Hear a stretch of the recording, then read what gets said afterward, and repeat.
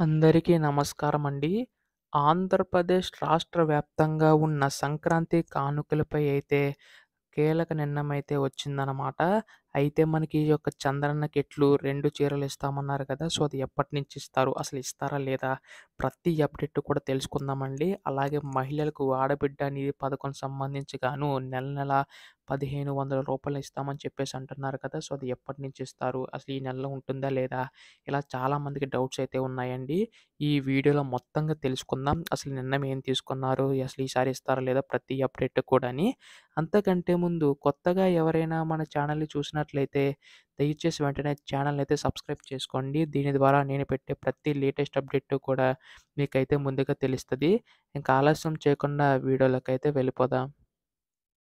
So, మనకిక్కడ రాష్ట్ర వ్యాప్తంగా ఉన్న రేషన్ కార్డ్ కలిగి ఉన్న ప్రతి ఒక్కరికి కూడా గతంలో అంటే 2019, 2018 ఆ కాలంలో మనకి చంద్రన్న కానుక కింద మనకి సరుకులనేవైతే పంపిణీ చేసేవారు కదండీ!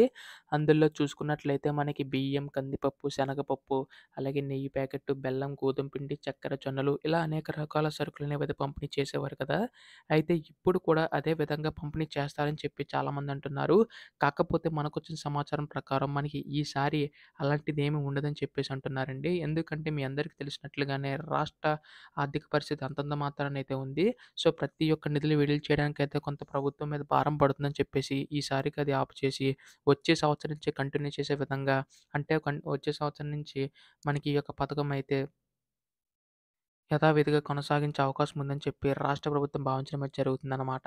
సో, దీనికి సంబంధించి గాను మనకి రాష్ట్ర ప్రభుత్వం ఈ యొక్క సరుకులు సంబంధించి లిస్టు విడుదల చేసినా గానీ మనకి ఈసారి పంచడం అయితే జరగట్లేదండి. అలాగే 2 రకాల చీరలు కూడా అయితే రాదనమాట.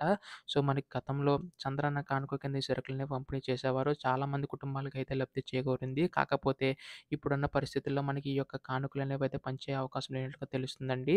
అలాగే మనకి ఇక్కడ ముఖ్యంగా చూసుకున్నట్లయితే మనకి ఈ యొక్క సంక్రాంతి కానుకలకు సంబంధించి గాను రేషన్ కార్డ్ మీద ఇవ్వనున్నారు. కాకపోతే ఈసారి అయితే లేదనమాట.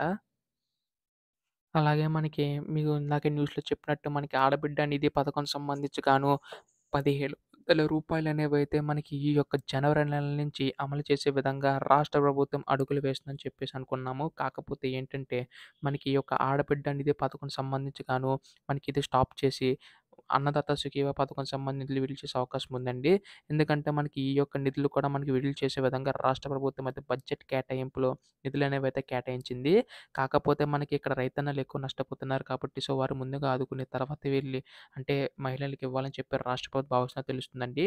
ఇస్తే మాత్రం మనకి నెల నెల 1500 కాకుండా ఒకేసారి రూ. 18,000 ఇచ్చే అవకాశం ఉన్నట్లుగా తెలుస్తుంది. దీన్ని బట్టి చూసుకుంటే మనకి ఈ యొక్క ఆడబిడ్డ అనేది ఎట్టి పరిస్థితుల్లోనూ మనకి ఈ సంవత్సరం వచ్చే అవకాశం ఉన్నట్లుగా తెలుస్తుందండి. సో, దీనికి సంబంధించి గాను మన రాష్ట్ర ప్రభుత్వం అయితే అధికార ప్రకటన చేయవలసి ఉంటుందండి. అయితే దీనికి సంబంధించి మహిళలందరూ కూడా కంపల్సరీగా అర్హులైన ప్రతి ఒక్కరికి కూడా ఈ యొక్క నిధులనేవైతే జమ అవుతాయన్నమాట. సో, దీనికి సంబంధించి గాను మీరు కొన్ని పత్రాలనేవైతే రెడీ చేసుకోవాల్సి ఉంటుందండి. ఆధార్ కార్డు, రేషన్ కార్డు, అలాగే పాన్ కార్డ్ కూడా అప్లై చేసుకోవాలి. అలా ఇన్‌కమ్ సర్టిఫికేట్ ఉండాలి. క్యాస్ట్ సర్టిఫికేట్ ఉండాలి. 2 పాస్‌పోర్ట్ సైజ్ ఉండేలా చెక్ చేసుకోండి. కంపల్సరీగా ఏంటంటే బ్యాంక్ అకౌంట్ సంబంధించి కేవైసీ అయితే చేయించుకోవాల్సి ఉంటుంది. అలాగే ఎన్‌పీసీఐ లింకప్ కూడా కంపల్సరీగా చేయించుకోవాల్సి ఉంటుంది. ఇది ఎవరైతే చేయించుకుంటారో వారికి మాత్రమే ఈ యొక్క నిధులనేవైతే అందుతాయన్నమాట.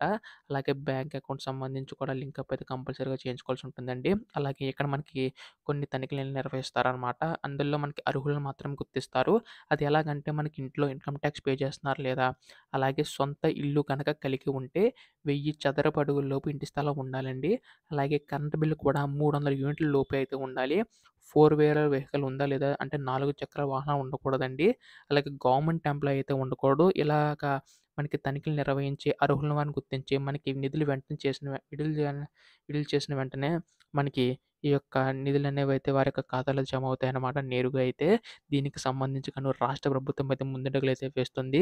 సో, దీనిపై కూడా మనకు త్వరలో అధికారిక ప్రకటన వచ్చే అవకాశం ఉందండి. ఇటువంటి తాజా సమాచారం అంతా కూడా మీరు మిస్ కాకుండా ఎప్పటికప్పుడు తెలుసుకోవాలనుకుంటే మీరు చేయవలసిందల్లా ఛానెల్ సబ్స్క్రైబ్ చేసుకోవడం మాత్రమే. ధన్యవాదములు. జై హింద్.